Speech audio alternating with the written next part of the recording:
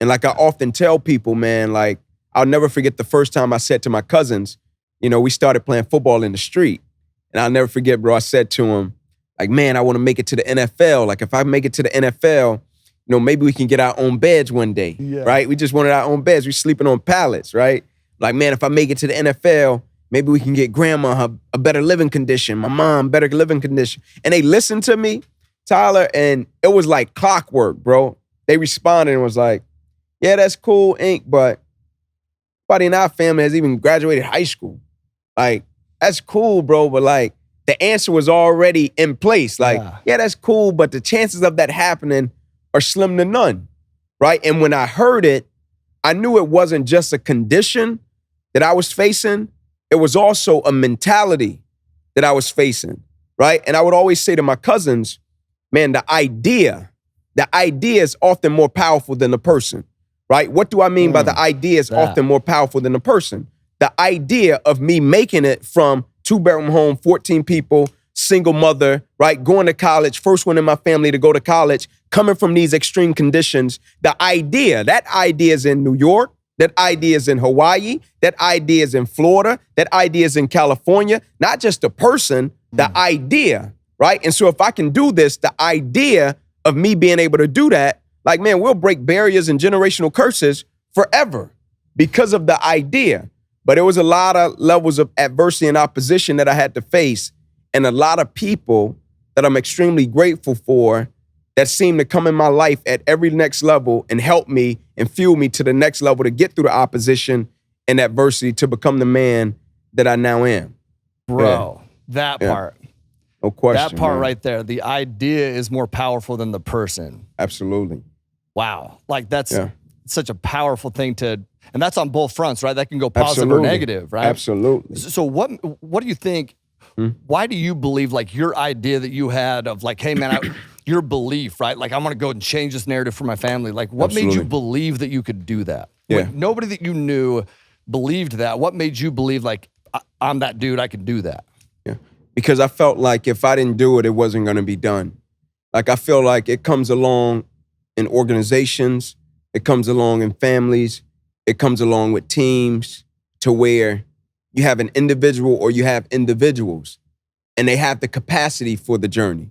Yeah. It's a lot of people that got the talent and the skill, but they don't have the capacity for the journey, right? What I mean by the capacity, the things that you have to face in order to sustain, to get to where you're trying to get to on the journey. And so for me, I felt as if I didn't do it, it wasn't going to be done. And I had to make pivotal decisions and choices in my journey that I felt could benefit my family. One of being, when I got to high school, Todd, I was an athlete, man. I was pretty decent. I could play. And people came to my parents. And they was like, hey, man, you transfer Ink to our school, make sure he go to college, get a scholarship. Like, it'll be all good, right? And to them, this is a big deal because nobody in our family has went to college. Yeah. And so they're listening like, hey, Ink, this is it, man. Like, let's just go to Tucker High School, go to another school so you can go to college. And I'm at a place that's one of the lowest performing public schools in the state, not just Atlanta, in the state. And people weren't going to college. And so I'm saying to them, nah, I can make it from Crim. And they're like, man, come on, Ink. Like, bro, like, here's your ticket. Like, take your ticket, go get it, like, go make it happen, right? And at the time, I always tell people, they transferred me, Tyler. And when they transferred me from Crim, it hurt me, man, because I processed it wrong. I thought they didn't believe in me, right? But once I got kids, I looked at it totally different, right? Because they were making a lot of sacrifices as well. And so they were looking at the situation like, oh man, we're making these sacrifices. Let's put them in a position to make it happen. And so when I got to the school, I'm not proud of it, but I really didn't go to class. I would sit in front of the school with a cop and I was like, hey man, like, I just don't want to be here. And he was like, man, just go to class and get your scholarship and ride out. I was like, no, man, I need to go back to Crim and make it. And everybody in the situation got tired of trying to convince me. And so they finally transferred me back to Crim. And I went to college from Crim High School, and it was a big deal, right? Not only because of I wanted to go to college, I wanted to break a generational curse in my family. Nobody in my family had went to college, Yeah. right? With my friends at the school, I wanted to show them like, nah, bro, we can make it from here. Like, I know what the world is saying. I know when they look at where we come from, what they say, but no, we can do it. Yeah. And if I would have went to college from Tucker High School, it would have been great. But guys go to college from there every single year. Like, it's nothing, it's the norm there. Yeah. It's not the norm to do it from Crim with the conditions, the adversity, and the opposition. And so when I did it, my friends started going to college. My cousins went to college. It changed generations, right? But I had to be the one willing to go over the hill with the white flag, take the bumps, take the bruises, have the capacity to say, no, we can do this. And there's several decisions and choices that have to be made along that journey that's going to seem crazy, that's going to seem wild. But when you know, you know. And you have to be willing to accept whatever comes with it. Bro. That's unbelievable. It's unbelievable to me that you were thinking like that at, what's this, 15? Yeah, 16? Absolutely. Yeah, teenager. It's just unbelievable. It's just, you're different. You're different.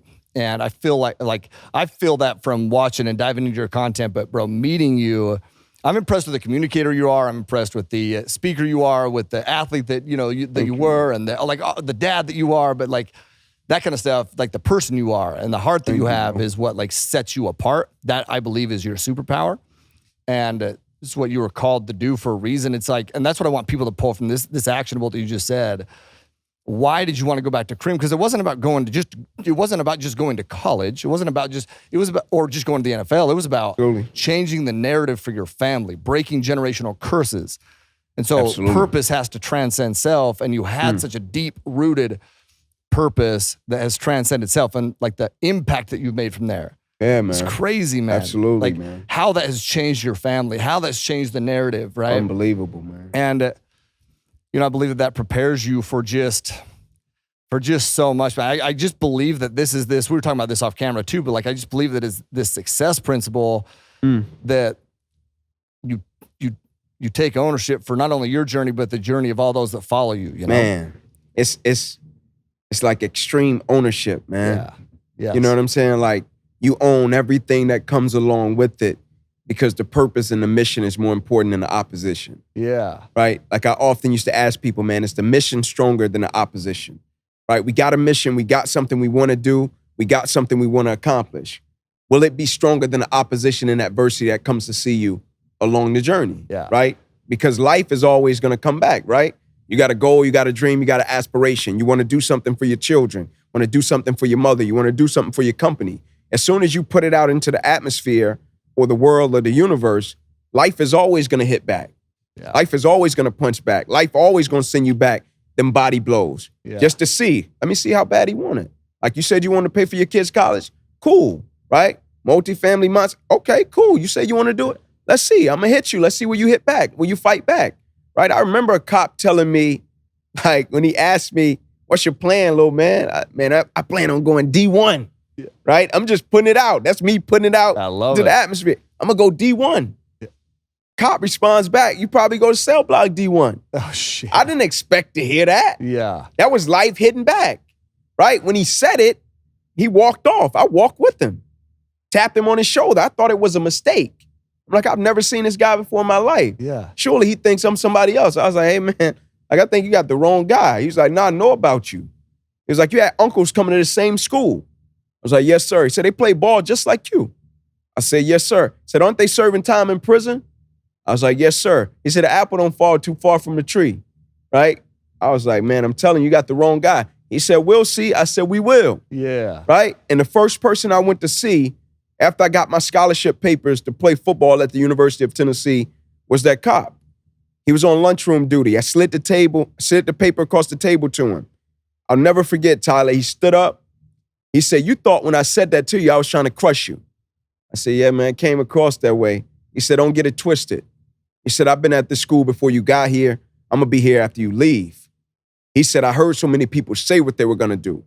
He said, so when I said that to you, life hitting back, I was just seeing, were you going to retreat and say, you know what, man, you're probably right. Due to my conditions and my circumstances and my situation, you're probably right. I just said it to see, would you retreat? Or when I walked off, would you walk with me, tap me on my shoulder and say, nah, bro, I think you got the wrong guy. Yeah. Right? Life is always going to hit back.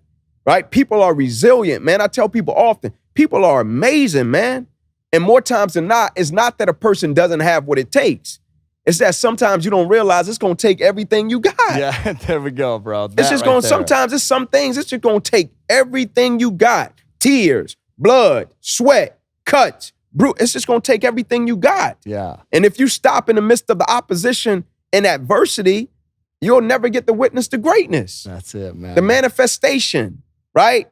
Breaking generational curses. Yeah. You'll never get to witness that if you stop in the middle of the journey.